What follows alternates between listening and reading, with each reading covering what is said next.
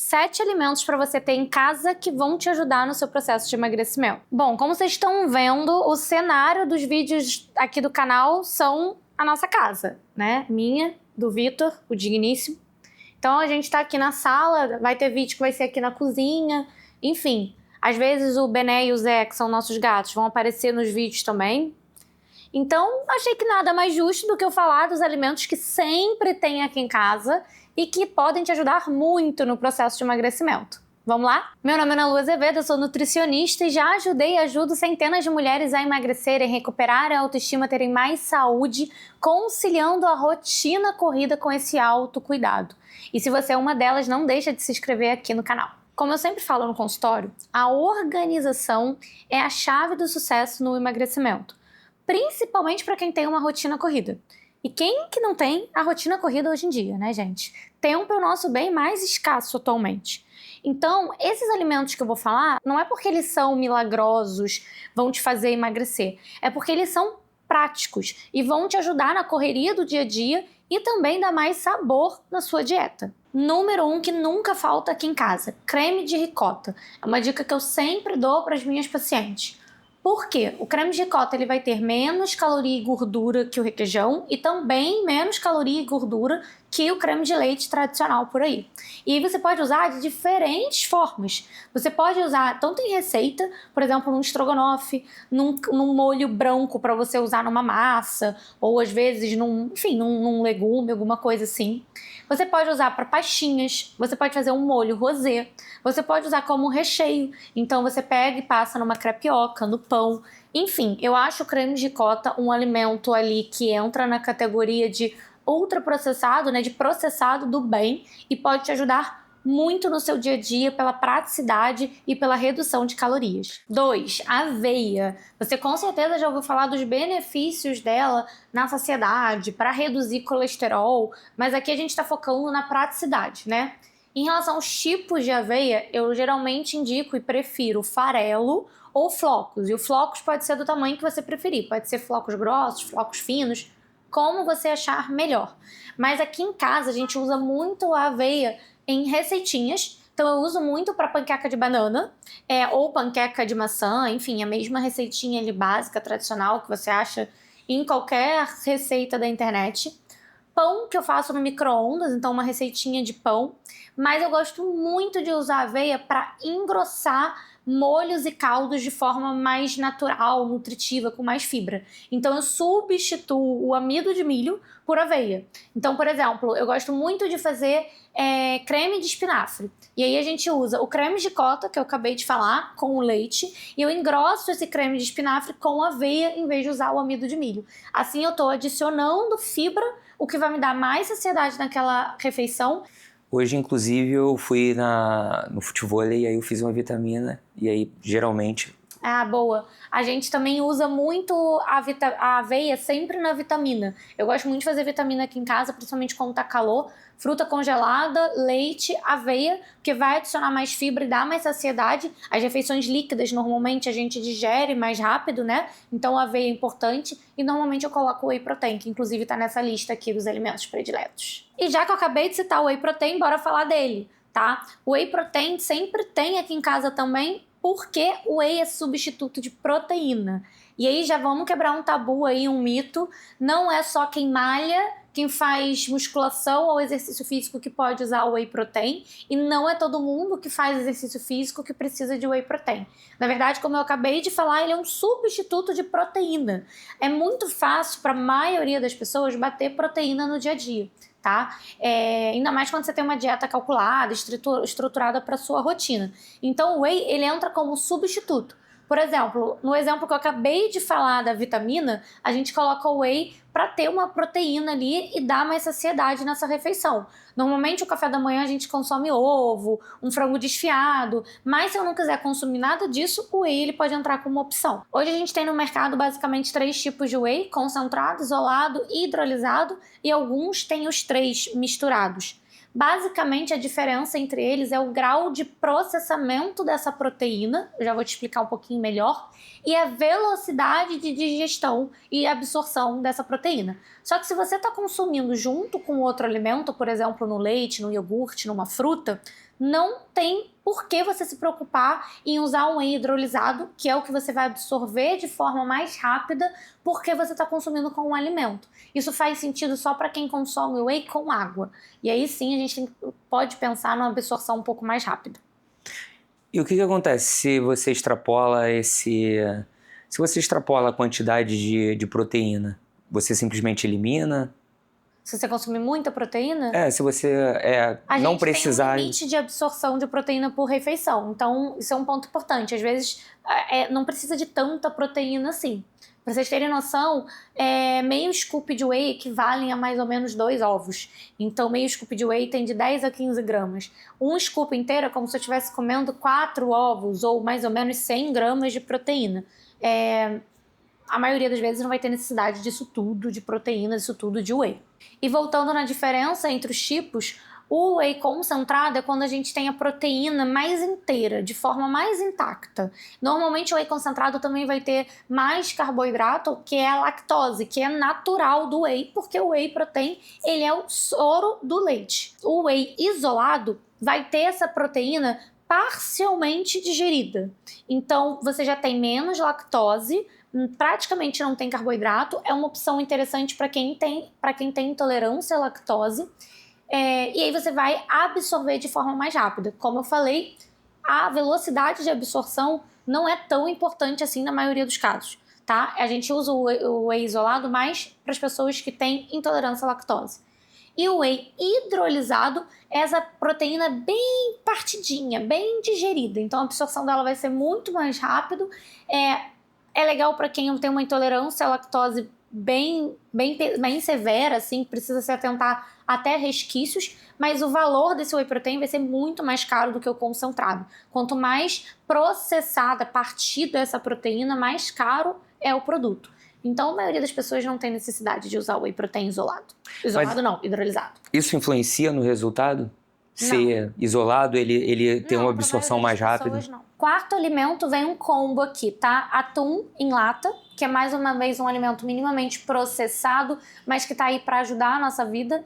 E frango desfiado, que você pode tanto comprar pronto, mas aí você precisa dar uma olhada na lista de ingredientes para ver se não tem adição de conservante, de muito sal, ou deixar 1 quilo de frango assim, sempre tem aqui em casa também, com a ajuda da minha sogra. Obrigada, sogra.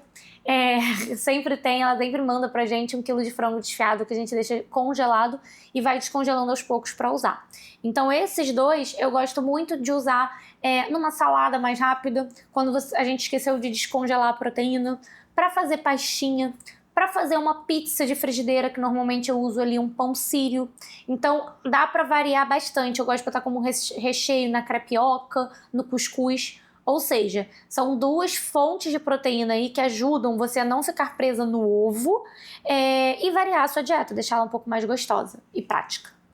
Extrato de tomate. Básico, simples, você acha com facilidade no mercado. Claro, né, gente? Para quem consegue preparar o próprio molho, o próprio extrato de tomate vai ser uma melhor opção, mas no mercado a gente tem opções que são só tomate na composição. E aí você só precisa ler a lista de ingredientes e ver se não vai ter adição de açúcar, de amido, nada disso, tá?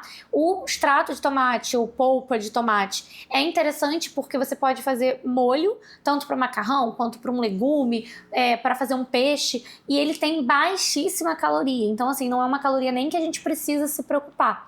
Então, é mais um alimento que é prático, fácil, baixo em caloria e vai deixar a sua dieta mais gostosa, com mais sabor. Tempero natural. Parece bobo, mas um tempero natural pode salvar a sua dieta e te salvar também de ter uma hipertensão. Porque a gente tem muito hábito de achar que tempero é só sal, cebola e alho.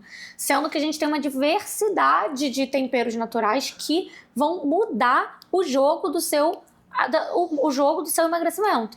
Aí porque você fala, eu não gosto de comer legume. Claro, você está fazendo legume na água, às vezes na água e sal só, esse legume vai ficar uma bosta, né? Realmente. Então, assim, se você quer ter uma dieta mais saborosa, que você consegue ter mais prazer comendo, os temperos naturais são uma mão na roda.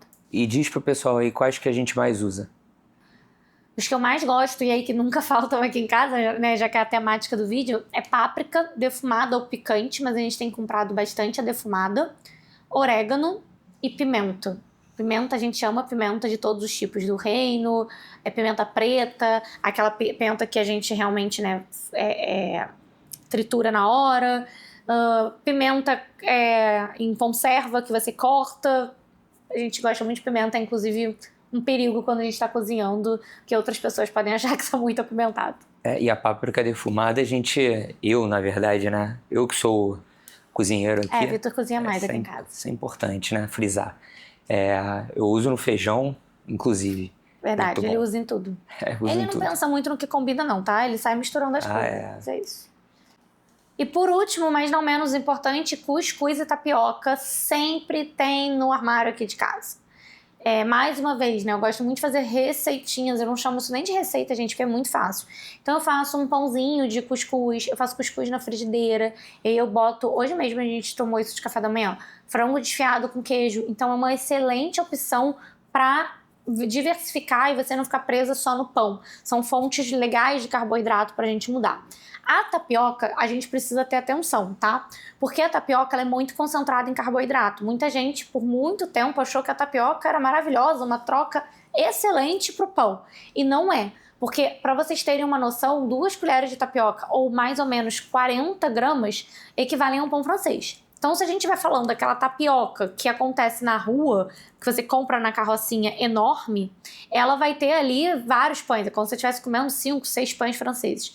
Não é tão interessante. A gente precisa ter atenção no recheio. A melhor forma de você usar a tapioca é fazendo, por exemplo, uma crepioca, que você vai misturar ali com ovo, isso já tá dando uma adição ali de proteína. Se você conseguir ou quiser, pode botar umas chia, umas sementes para ter mais fibra ainda e rechear com alguma outra proteína, por exemplo, como frango desfiado, que eu acabei de falar, ou queijo Minas, um creme de ricota, que a gente também já falou aqui nessa lista. Então, a tapioca sempre tem aqui em casa, a gente usa bastante, mas no processo de emagrecimento, ela pode ser uma aliada ou te prejudicar. Vai depender da quantidade que você está comendo. E isso é uma coisa que muita gente erra. Agora, o cuscuz não. O cuscuz já é o oposto. Um pão francês equivale a mais ou menos 90 gramas de cuscuz. 90 gramas de cuscuz é um bom cuscuz. E isso dá bastante saciedade. Então, são alimentos que no processo ali de emagrecimento valem a pena, porque você pode comer em maior quantidade, tendo menos caloria. E eu falei que iam ser 7 alimentos, mas aqui conversando com vocês, eu pensei em mais um que eu acho que é, melhor amigo do processo de emagrecimento também, que é a batata inglesa. Amo batata, eu acho que batata une povos, sabe? Você pode ser vegetariano que você come batata, quem tem paladar infantil, odeio esse termo, come batata. Gente, batata é boa, cozida, assada, frita, de todas as formas. E qual é a grande questão da batata? Ela tem muito menos carboidrato do que arroz e macarrão, por exemplo. Então você pode comer em maior volume. Isso é muito interessante no processo de emagrecimento. Porque, por exemplo, 50 gramas de arroz, que são mais ou menos 2 colheres de sopa, vão equivaler a mais ou menos 120 gramas de batata. Ou seja, você pode comer muito mais batata do que arroz e ter as mesmas calorias. Isso, para quem está querendo emagrecer, que precisa do déficit calórico, é muito bom. Só precisa ter atenção na forma que você vai preparar, né? Só um purê de batata, não dá pra tacar creme de leite. Você pode usar o creme de ricota, que eu acabei de falar. Mas você pode fazer ali só com um pouquinho de leite, amassando a batata e etc. Frita, né? Obviamente evitar. Mas aí uma solução é colocar no air fryer. E aí, dando uma dica que é extra também, é que quando a gente fala de peso e quantidade, a batata geralmente é cozida. Então, se você for botar na air fryer, você precisa considerar o peso dela cozida antes de ir para air fryer. Porque ali ela perde água e aí ela reduz o volume. Você vai acabar comendo mais batata do que originalmente seria. Mas Nutri, só pode ser batata britânica. Eu me chamo de Nutri. Mas só pode ser batata britânica ou pode ser outros tipos de batata? Batata doce? Você tá falando a inglesa. A batata doce e a batata baroa, que são as mais comuns, né, que a gente tem aqui no país, de consumo, elas também têm menos carboidrato, quer dizer, menos carboidrato que o arroz e o macarrão, por exemplo, e que o aipim também. Mas tem mais carboidrato do que a batata inglesa ou britânica, igual o Digníssimo tá chamando. Ah, importante falar, gente, batata não é legume, batata é tubérculo e ela contabiliza da mesma forma que o arroz. E se você está tentando emagrecer de forma definitiva e inteligente, sem sair cortando tudo que você gosta, não deixa de me acompanhar aqui no canal, se inscreve para você receber muito conteúdo. Agora, se você quiser um acompanhamento ainda mais próximo, com uma dieta 100% feita para você, eu atendo presencialmente em Ipanema, no Rio de Janeiro, ou online para o mundo inteiro. Beijos e até o próximo vídeo.